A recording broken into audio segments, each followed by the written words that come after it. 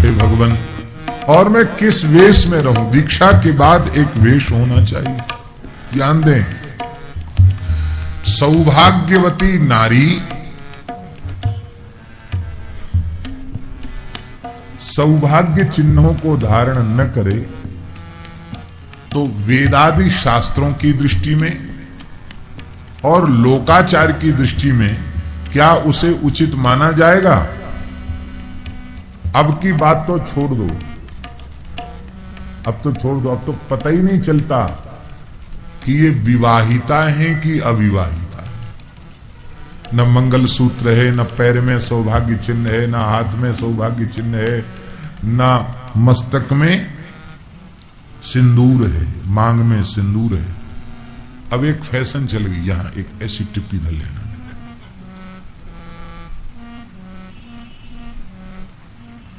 इस प्रकार से माताएं बाल पीछे बांध करके वेणी और यहां से यहां तक ऊपर तक मांग भरती थी। क्यों मांग भरती थी? इसलिए मांग भरती, उससे पति और पुत्र दोनों के सौभाग्य की वृद्धि होती है। और महाराज जी, सीमंतनी नारी के दर्शन का पुण्य बताया गया। महाराज जी, पतिव्रता सीमंतनी नारी, मस्तक पर सिंदूर हो, ऐसी सौभाग्यवती नारी। आप किसी काम के लिए जा रहे हैं और सौभाग्यवती स्त्री सामने आ जाए, दाहिनी ओर आ जाए, आप समझ लो हमारा काम पूरा हो गया।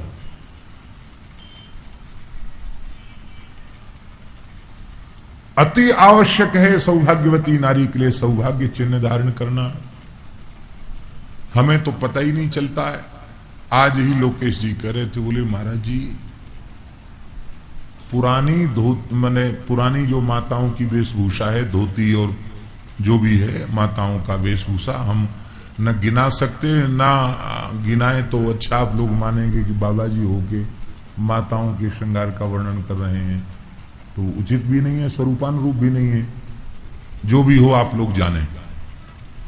तो माताओं के जो प्राचीन पद्धति का जो श्रृंगार है, उसके लिए आप बता रहे थे कि अब ऐसी स्थिति आ गई है संभ्रांत परिवारों में, अच्छे लोगों में, जो थोड़े बहुत पढ़े लिखे हो गए, अब तो सब वैसे ही कुएं में भांग पड़ी है। ऐसी स्थिति है कि धोती पहनने वाली माताओं को बहुत पिछड़ा माना जाता। लोग उनसे बातचीत करने में अपनी, क्या कहते हैं अंग्रेजी में, इंसल्ट समझते हैं। करे ये तो बहुत पिछड़े लोग हैं, इनसे क्या बात करें। ये देश का दुर्भाग्य है। जिस सौभाग्यवती नारी के केशों पर कैंची चलती है, उसके पति और पुत्र दोनों के मंगल का क्षय हो जाता है। विशेष परिस्थिति में परम सती साध्वी सौभाग्यवती द्रौपदी ने प्रतिज्ञा की थी, मैं वेणी धारण नहीं करूंगी, वेणी नहीं गूंथूंगी, केश खुले रखूंगी। और एक नारी का केश खोलकर रखना प्रलय का कारण बना, महाभारत का युद्ध हो गया। अब बिना किसी प्रयोजन के ही स्त्रियां केश खुले घूम रही, चोटी गूंथना ही छोड़ दिया। एक चोटी नहीं गूंथनी चाहिए, शास्त्र के अनुसार एक चोटी नहीं गूंथनी चाहिए। एक वेणी धरा दीना, पति विदेश चले जाएं तो पति वियुक्तावस्था में वह एक वेणी गूंथे, और पति हो तो दो वेणी गीथे, चुटीला, दो चुटीला।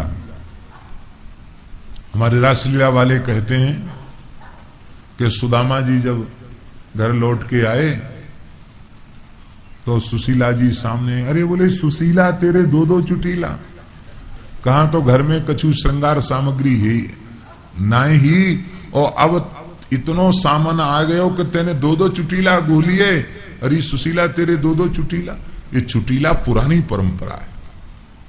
हम प्रार्थना करते हैं, यदि आप सुखी होना चाहते हैं, समृद्ध होना चाहते हैं, अपने जीवन को पवित्र बनाना चाहते हैं, अपनी संतान को संस्कारित करना चाहते हैं, तो हमारे पूर्वजों की परंपरा से प्राप्त जो नियमावली है उसका हमें पालन अवश्य करना चाहिए।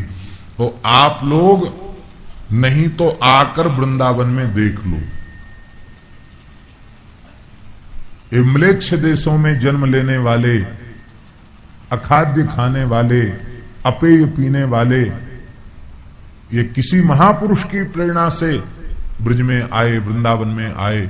महाराज बुढ़ापे में अंग्रेजन मैया नाक छिदाती हैं, कान छिदाती हैं और बिल्कुल पवित्र भारतीय वेशभूषा धारण करती हैं, मस्तक पर सुंदर तिलक लगाती। इतना तो समझते हो कि हमसे ज्यादा पढ़े लिखे भी लोग हैं, क्योंकि आज दुनिया मान रही है कि वे विकसित देशों के हैं, हम विकासशील हैं। यद्यपि हम इसको विकासशील नहीं मानते, ये विनाशशील हम इसको मानते हैं।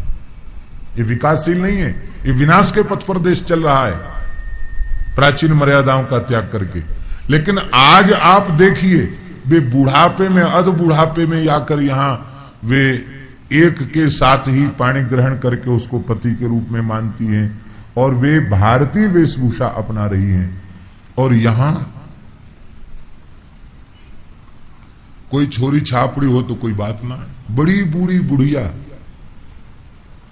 जिनका मरघट प्रतीक्षा कर रहा है कि ये कब आवे यहां, वो अपना बाल काला करा रही। आश्चर्य की बात है। मनुष्य की भोगवादिता कितनी अधिक बढ़ गई है, दुख की बात है, दुर्भाग्य की बात है।